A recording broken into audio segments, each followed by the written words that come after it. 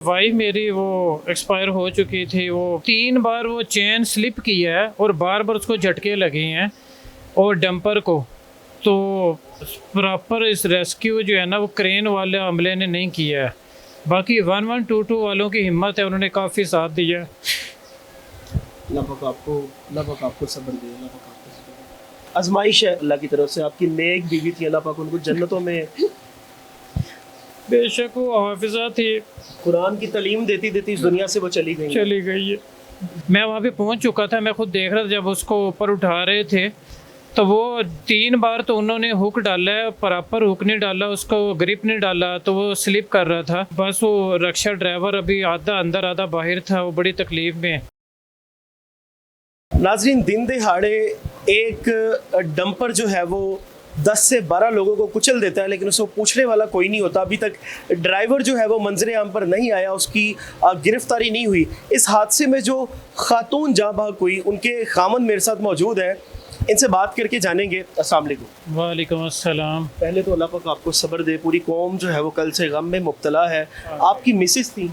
हाँ जी, वो हाफिज़ा थी और उसी स्कूल की वो यानी टीचर थी, हाफिज़ा राबिया आबिद। तो वो मेरा बेटा भी उसी एक स्कूल में पढ़ता है जहाँ ये टीचिंग कर रहे थे। तो वो इकट्ठे ही घर से निकलते हैं। इसी गली में 2 बेटियाँ जो फोत हुई हैं एक ही घर की, तो वो उनको भी साथ लेके तो आगे वो स्कूल अभी पहुँचे नहीं थे कि आखिरी मिनट वो डंपर की जद में आ गए हैं 2 रक्शे। तो वो मौके पे एक्सपायर हो चुके थे वो। तो वो बस कुछ इमदादी कार्रवाइयाँ भी कुछ लेट थी उसमें। इतना हैवी डंपर था तो वो ज़ाहिर हाथ से या लोगों से तो उठाया नहीं जाना था। तो क्रेन उधर फुल लोडेड था, एक्स्ट्रा लोडेड था, वो ओवर लोडेड था। तो वो फिर क्रेन जो है वो कहने वाले बताते हैं कि भी 1.5 घंटे बाद क्रेन्स वहाँ पे आई हैं। तो वो भी अनट्रेंड वहाँ पे अमला था उनका। मैं वहाँ पे पहुँच चुका था, मैं खुद देख रहा था जब उसको ऊपर उठा रहे थे तो वो 3 बार तो उन्होंने हुक डाला है, प्रॉपर हुक नहीं डाला, उसको ग्रिप नहीं डाला तो वो स्लिप कर रहा था। तो वो बस वो रक्षा ड्राइवर अभी आधा अंदर आधा बाहर था, वो बड़ी तकलीफ में है। तो अल्लाह ताला बस माफ़ करे, बहुत दुख देने वाला हादसा गुजरा है ये। बस अभी जो रिक्शा ड्राइवर था, मतलब कि वो जिंदा था?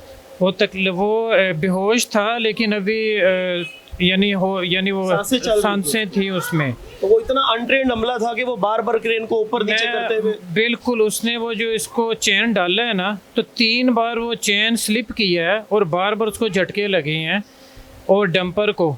तो प्रॉपर इस रेस्क्यू जो है ना वो क्रेन वाले अमले ने नहीं किया है। बाकी 1122 वालों की हिम्मत है, उन्होंने काफ़ी साथ दिया।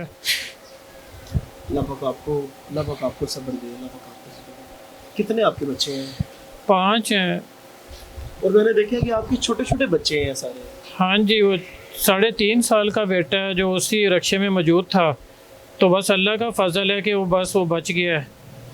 तो बाकी वाइफ मेरी वो एक्सपायर हो चुकी थी। वो इमदादी कार्रवाइयाँ बहुत लेट हुई हैं बस। और बड़ा अफसोस की बात तो ये है कि अभी तक वो डंपर वाला भी गायब है, अभी तक उसको अरेस्ट नहीं किया गया है। और इन बच्चों के सर पे अब माँ का साया नहीं है। बेशक इसी तरह। अल्लाह पाक आपको सब्र दे। आप आजमाइश है अल्लाह की तरफ से, आपकी नेक बीवी थी, अल्लाह पाक उनको जन्नतों में। बेशक वो हाफिज़ा थी और सिर्फ वो कुरान की खिदमत, कुरान पढ़ाने के लिए जाती थी। स्कूल में सिर्फ वो कुरान के पीरियड ही लेती थी सब क्लासेस में। तो उनकी यही ख्वाहिश थी कि वो कुरान पढ़ाए बस अपनी ज़िंदगी में। कुरान की तालीम देती देती इस दुनिया से वो चली गई है। जन्नतों में इंशाल्लाह मुकाम होगा, आखिरत में आपके साथ बेशक इसी तरह। नाज़रीन, अभी जब मैं यहाँ पे पहुँचा तो भाई को जो है वो किसी की कॉल आई, तो उन्होंने कहा कि मेरी बीवी तो शहीद हो गई है, लेकिन अल्हम्दुलिल्लाह मेरा बेटा बच गया। इस हालत में ही इंसान के ईमान का भी पता चलता है। ये बहुत बड़े दुख से गुजर रहे हैं। देखो, छोटा दुख नहीं है। छोटे छोटे जो बच्चे हैं उनके सर पे अब माँ का साया नहीं है। लेकिन यहाँ पे मैं फिर से जो है वो मेंशन करूँगा अपने इदारों को, अपनी पुलिस को, मरीम नवाज साहिबा को, कि ऑन द स्पॉट कुछ पुलिस वाले आए, कार्रवाई करके चले गए, हमारे मीडिया के पर्सन्स आए, वीडियोस बना के चले गए, लेकिन यहाँ पे कोई गवर्नमेंट ऑफिशियल अभी तक नहीं आया। यहाँ पे मरीम नवाज साहिबा यहाँ पे आके उन्होंने अभी तक दिलासा नहीं दिया। तो मैडम, आपकी मेहरबानी है, आपके काम अच्छे हैं, हम उसको सराहते हैं, लेकिन जहाँ पे आपकी आने की अभी ज़रूरत है, यहाँ पे अभी तक आप नहीं पहुँची हैं। आप यहाँ पे आएँ, इनसे आप आके मिलें, कम से कम इनके दुख में आप शरीक हो, ताकि जितने बड़े ये कर्ब से गुजर रहे हैं उसको कम किया जा सके।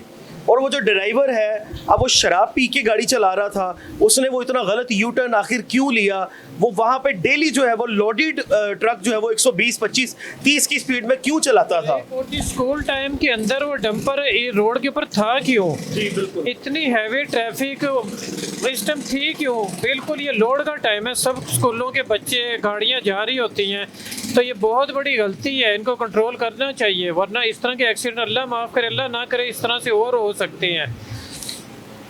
बिल्कुल, इस टाइम पे जो है वो कोई भी हैवी ट्रैफिक नहीं होनी चाहिए। बच्चों का स्कूल टाइम होता है, लोग ऑफिस में जा रहे होते हैं, सब लोग अपनी रोजी रोटी के लिए घर से बाहर निकले होते हैं, तो इस तरह के जो ड्राइवर्स हैं, इस तरह के जो ट्रक हैं, वो खाली रोडों पे दंदना रहे होते हैं, 150 की स्पीड में जा रहे होते हैं।